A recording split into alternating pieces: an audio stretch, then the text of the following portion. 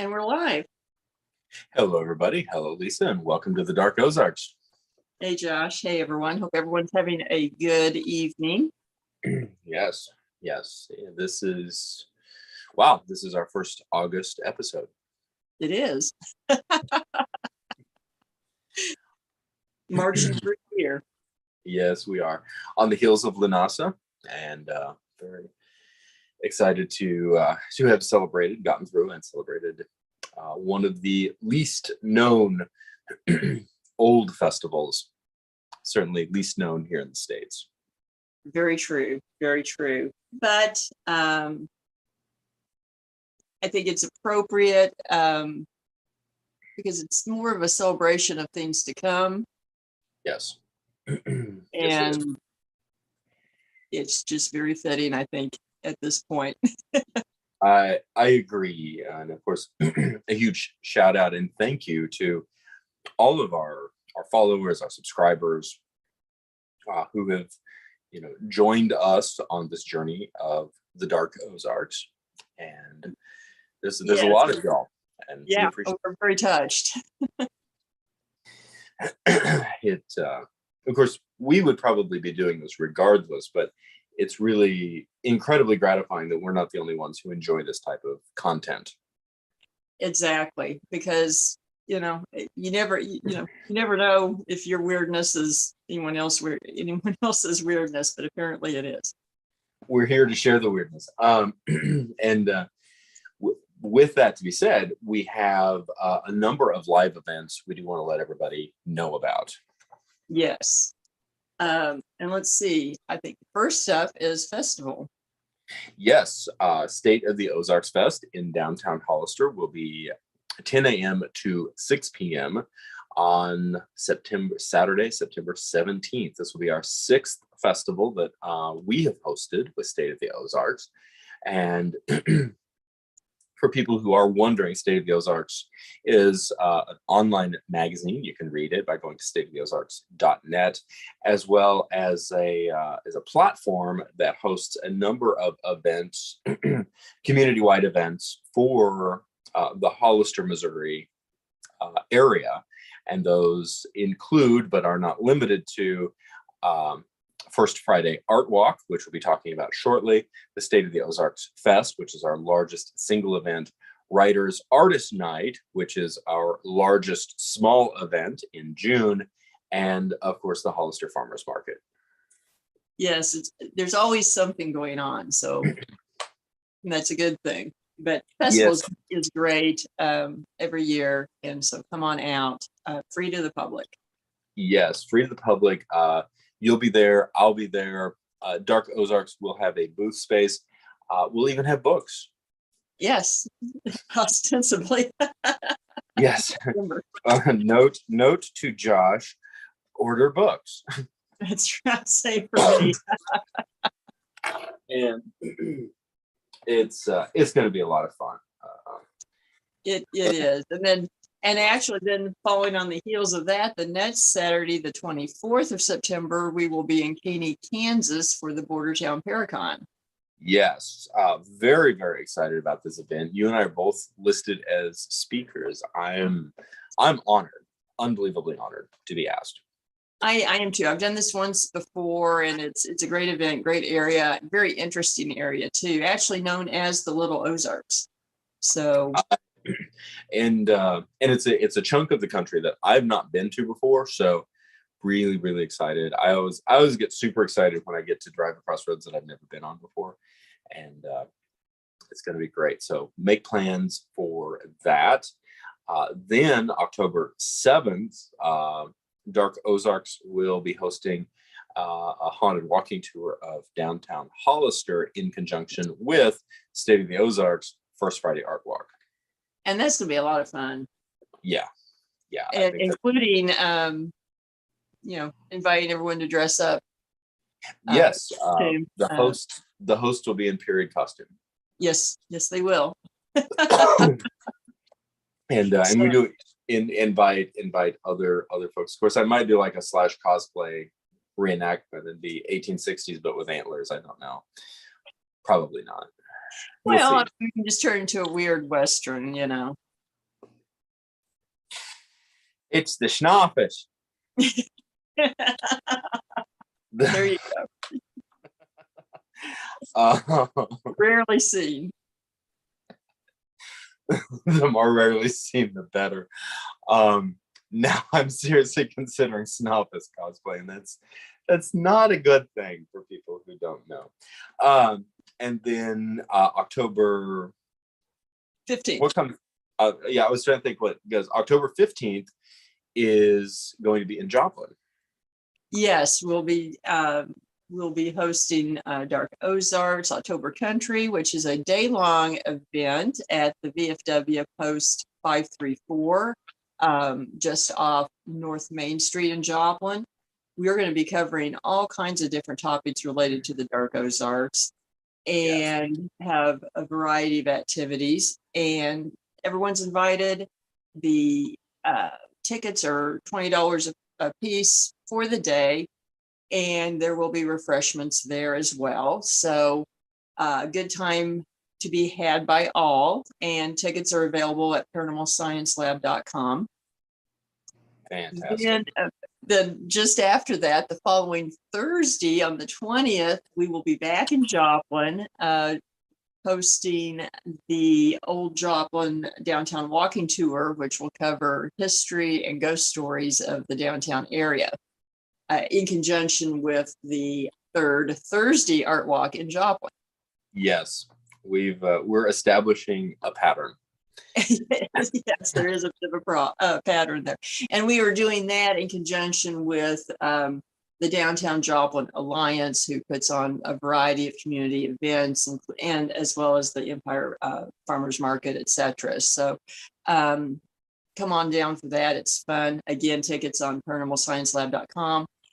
And then on the 29th, we will be in Newtonia, Missouri at the Ritchie Mansion and the Civil War Cemetery. And we are steadily selling tickets already. So maybe because spaces are limited on that one. So it's really turning into an event that's growing each time we do it. It is, and highly encourage folks, especially the Newtonia event will, while not necessarily the last event that we're going to do for the year, it is the conclusion of the Halloween season for us, the public facing side of it. I don't know about anybody else. My Halloween season never completely concluded, so yeah, mine doesn't either. Some of my Halloween decorations stay up all year long. But with the event at Newtonia is, we hosted a similar event in October. It was an incredible time. It is already, the year's not over. It's already, I can safely say, it's one of the highlights of my year. Have assisted. We were there in October, and then we were back in April. So yes, and so cannot wait to get back there on October 29th, and of course in very close proximity, anniversary wise, to one of the battles, the second battle of Newtonia. Yeah, it's the day after the anniversary. So yeah, good timing. So it's going to be a lot of fun. Absolutely. And it helps support the house, which is important. Very, very important. And so great events. Put them on your calendar. We hope to see you there. And of course, we would be amiss if we did not talk about Always Buying Books in Joplin, Missouri. Yes, our sponsor who helps make the video casts possible, as well as co-sponsoring the event, October Country. So just a great bookstore, wonderful inventory, great variety. Not just because it's our sponsor, but not your run-of-the-mill used bookstore. Not at all. Bob and Elise do an amazing job of curating their collections. There's oftentimes, if you're on the lookout for particularly rare books, it's not unusual for rare books to cross the shelves. Yes. at Always Buying Books. They have books for any budget, and I would say any interest. Again, Bob and Elise do an amazing job of curating what I would say is one of the best collections in the region, if not in a larger space. I finally got to go not too terribly long ago, and was just incredibly impressed by the quality of selections that are there. Oftentimes at very obviously not the rare books, but many of the books on the shelves are at very reasonable prices for folks. Yes, yes, and that's one thing. It really is for everybody. So anyone that's interested in books and reading, and so check them out. If you can't go by in person, they are on North Main Street in Joplin. But you can find them online at alwaysbuyingbooks.com, as well as on Facebook, Always Buying Books, and the concurrent group of friends who like Always Buying Books. And often interesting inventory is listed on there. If you can't get in there, you can call and order it. They will mail things out to people. And so there really is no excuse to not try to find what you want. Absolutely. And of course, if you're a Route 66 junkie, they are located not far off historic Route 66, right there on the north side of town. That's true. So it's a nice detour. And I do know people who travel Route 66 and stop at bookstores as they go along. And so it's a great stop for that. I agree. Plus, the building is haunted. Yes, it is. Great combination. So, with all of that said, our short topic for tonight and our long topic and our long format podcast that will follow this video podcast that follows is the simple, quintessential, potentially eerie haunted house. Yes, probably the most iconic vision or image of a haunting, and really of the October season that's going to be coming up. Oh, very much so. and of course we interact with a wide variety of different locations that have confirmed or rumored paranormal activity. But I certainly for myself growing up, the first thing that you hear about, and I think the first thing that gets into our psyche at a very young age, is the idea of the haunted house. Often it is the again quintessential or stereotyped dilapidated Victorian house high on a hill that everyone is afraid to go to. And then depending on whether it's a young adult novel or that wonderful coloring book that I actually still have, that you venture inside and find out that it is haunted and it's full of ghosts. Then you go into the real world and you're like, oh, that doesn't happen. But if you hang out in the real world long enough, then perhaps you find out that yes, it does. That's very true. And I don't know too many people that hang out in the real world for too many years that don't hear stories of a house that's haunted. Yes. Whether they believe it or not. But right. It is interesting, some of the various assumptions that people have, or, that stereotype, as you said, the dilapidated house on the hill. And so many times it's a Victorian at that. Yes. That. And I think that, of course, comes just from the nature of, Gothic writing during the time. It just is kind of perfect for that. But of course,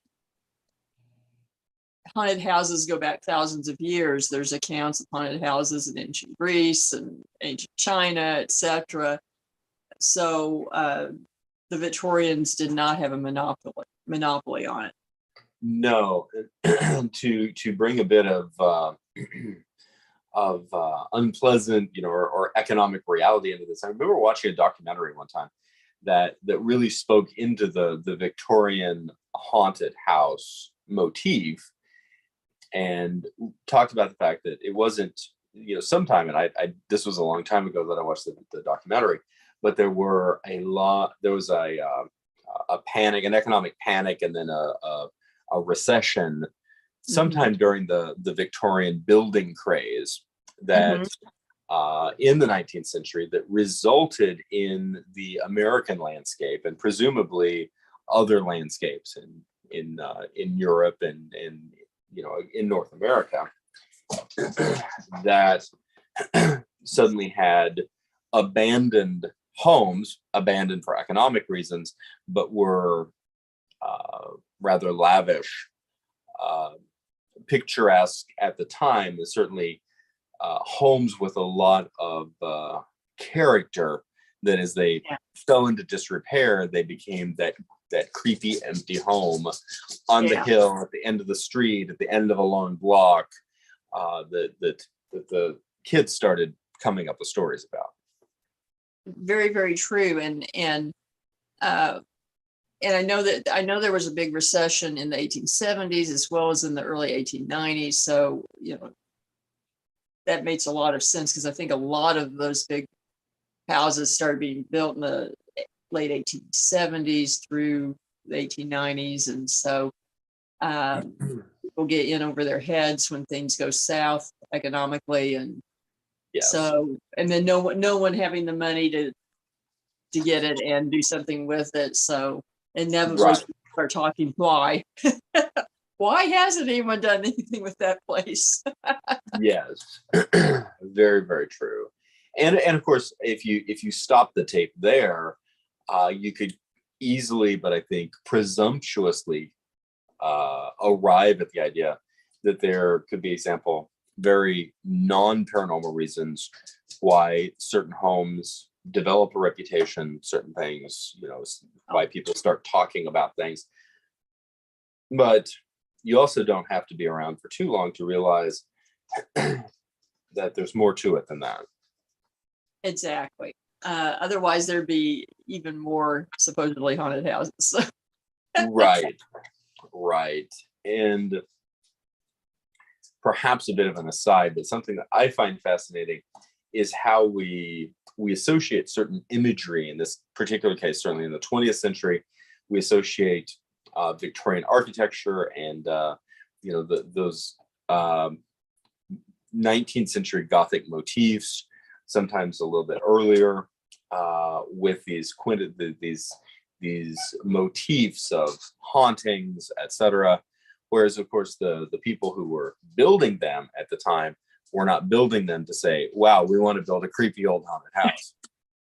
No, they were building it to be ostentatious and impressive, and of course there's the same room, the same house can look very different, all lit up and filled with people, versus it's been sitting there for 10 or 15 years and the curtains are falling, things like that.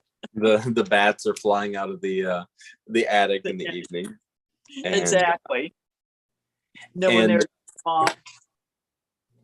And so I want to land on this for a moment.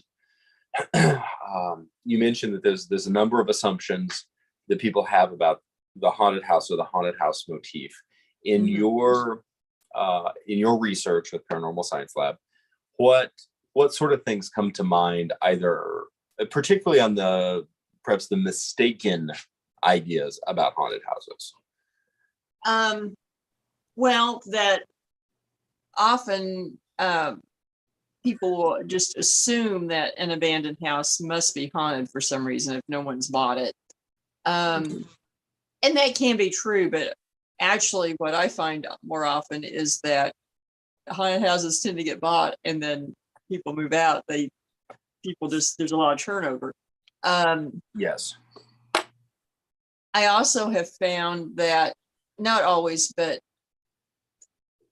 I think there's more activity in places often when there's more contact with people. So sometimes if something has been sitting there for a very long time, when someone goes in, they may not experience anything. Mm-hmm. I mean, that's not a blanket rule, but right, which can I think could lead to the idea,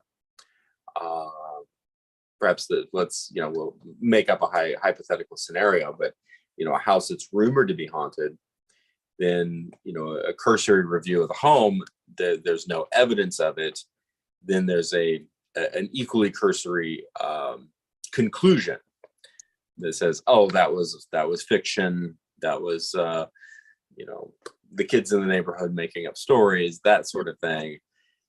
And yet, for example, you might observe high turnover, families moving in, then moving out, moving in, moving out, that sort of thing. Exactly. I think also people often just make the assumption that if it's haunted, whatever's haunting it is stuck there. That's a very common assumption, that they're stuck to the four walls. Yes, I think that's, and I do think, especially, and correct me if I'm wrong, but I really get the feeling the idea of entities being trapped, right, seems to be a relatively new phenomena in public consciousness. You don't seem to see that near as much in older literature, and really, I think it's become even more prevalent since the reality shows, and I'm not really sure why, because they aren't. Most of them really don't put out the impression or propaganda that they are stuck in one spot. Yes. So, but maybe it's just that the mind associating the ghost is seen here, so they must be stuck, and it's more a metaphysical issue, I think, for most people, because they make the assumption that the sort of the normal path that spirit would take would be to move on, and whatever that is that's another complicated question, but they start out from that premise that, yes, everyone moves on, so if something is here, it's stuck. And I think a knee-jerk negative connotation if something is not moved on. Right. Yeah. So if it's not moved on, there's some nefarious or dark reason involved. And that's not really my impression after investigating a long time. Yes. And I think that, that really that idea, of course, the mortal human psyche is very ready to jump to negative potentials. Yeah. What's the other? It's the fear of the other. It is.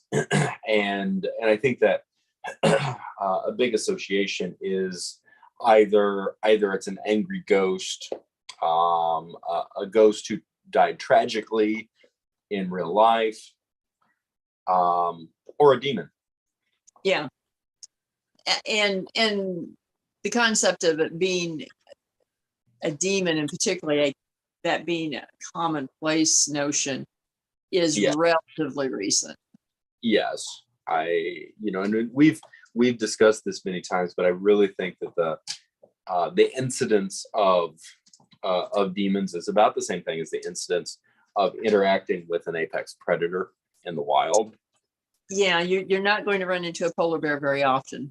No, or great white, and oftentimes, and I think I was having a really interesting conversation with some friends recently. They're wonderful folks who are highly, highly intelligent and have had some experiences, and really brought up a point. It described one of the experiences and said, I think an easy conclusion this was a childhood experience, but an easy conclusion could be made. Oh my gosh, why is it here? It's here for me. I'm special because I saw it. Oh my goodness, what does this mean? And my friend's conclusion was a very reasonable. I think we just happened to be at the same place at the same time. Well, yeah, I mean, I think that is probably the case in the vast majority of situations. You know, you just walk in at that particular moment. It's like two people walking into a room from different directions, completely unexpected, you know. Yeah. And, you know, it's a coincidence.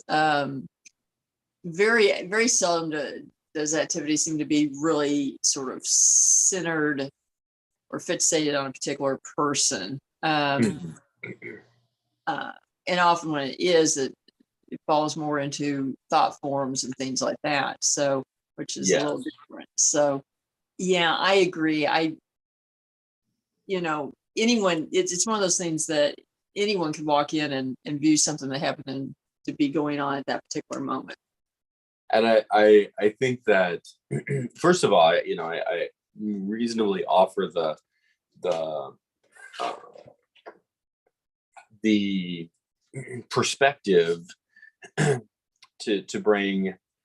I think one of two things: either bring a sense of relief or a sense of solace to individuals who might be doing a lot of soul searching, saying, "Why did this happen to me?" And also running the risk of puncturing someone's bubble, who has just been reveling in the idea that this entity, whether malevolent or benign, appeared to that person for a specific reason because they're so special. And you see the wide gamut. I think that what we see often, and this is something I think is very important in our continued discussions of Dark Ozarks, is the social, emotional, and cultural impact of paranormal incidences on people are typically not effectively discussed, or they're discussed very myopically. And what ends up happening is that you have like the smart people who say, oh, none of that's real, and then that leaves the gate wide open for everyone else to make up whatever they want to about whatever it is. Very true. Now, I guess one caveat I would throw out is that I do think that there are certain people who are more likely to have experiences, Yes. and those that have some sort of sensitivity gift, and Agreed. those tend to run in families. Mhm. But I don't think it's because they're quote special. It's just because they are more aware, have more ability to sense certain phenomena. Agreed. I absolutely agree with that. Yeah, no different than someone, being better at any other activity. Mhm. Not necessarily that they've been marked as special, but it's like having particular type of eyesight or whatever, same kind of thing. Right. Or perhaps not needing glasses until a later age, or whatever. Exactly. There's a wide variety of aspects of that. And as you said, it does have a tendency to run in ancestral lines. And many times, and I feel like this is important, many of the people who do experience this, I feel tend to express it one of two ways: either with just a bit of a shrug and go, okay, that's life, or in some cases, especially if what they're able to encounter or experience with tends to be disturbing, especially as children, that it's something that they might rather have not had. That's true. And a lot of that, I think comes down to either just innate personality traits and as well, sort of the social environment that they're raised in, as far as acceptance and open-mindedness to various experiences. Yes. Often, I think, particularly kids, they get more worried about how everyone else reacts to it than how it really affects them. Yes, I agree. I agree. And so there's a lot of factors that go into this. I, as a general rule, if one does experience something that is intimidating, I think I'm going to use the term intimidating rather than malevolent. In this particular regard, it's not unimportant to consider that y'all just might have been in the same room at the same time. It's not really there to claim your soul necessarily, any more than, if you're in the forest of the North Woods and you see a bull moose, which is certainly one of the most intimidating animals on the planet, you're probably not going to clutch your rosary beads and say, why is it here for me? The bull moose is just there. Yeah, that is a good analogy. I like that. That may be a good point to end on here. And then if you're interested, we will be going over to Facebook for a longer discussion as well. And then we will also be uploading the extended format discussion here on YouTube tomorrow. Yes, we will. So again, we thank everybody. Invite you to like, follow, share, subscribe, click the notification bell, and all the things one does on social media platforms. Yes, and we'll be back next week. Yes, we will.